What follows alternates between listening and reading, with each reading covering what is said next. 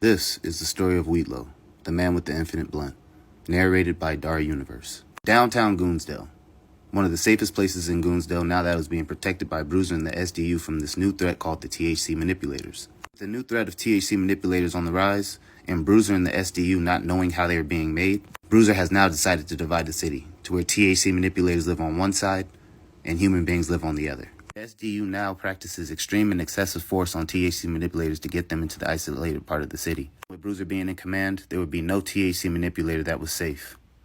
But Bruiser had one thing on his mind. A THC manipulator that he had come in contact with that he could not put down. A man with infinite power. But in Bruiser's eyes, a murderer. Bruiser had been tracking Weedlow for years, and he had an idea that he was in the isolated city. One morning, he went to go visit Mayor Graham. As Bruiser stepped inside of Mayor Graham's office, he was stopped by the guards. But then Mayor Graham saw that it was Bruiser, and he told him to let him through. Mayor Graham looked at Bruiser with a smile on his face and said, "You know, it's funny. With you being in command and everything, you would think the guards would take it a little bit easier. Do I look like I'm here for jokes, Graham? My men are out here getting killed by the dozens, and you're up here drinking orange juice and eating Eggs Benedict." Maybe if you had some Eggs Benedict, maybe your ass wouldn't be so fucking grumpy. Listen, Bruiser, I understand that you take this very seriously.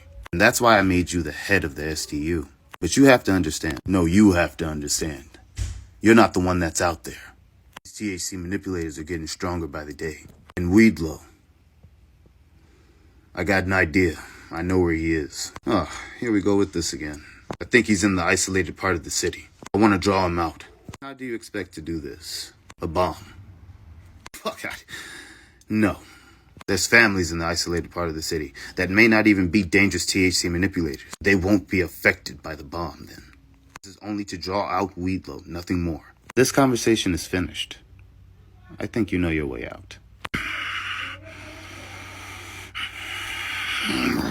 Bruiser stormed out of Mayor Graham's office with one thing on his mind. Still setting off the bomb in the isolated city. In the isolated city, THC manipulators were running rapid. With the SDU only supplying the THC manipulators in the isolated city with food every 2 weeks, it was making the THC manipulators get irritated. And the stronger THC manipulators were forming gangs so they could take other food from THC manipulators. Which was bad for families because if they weren't strong enough, they basically couldn't eat.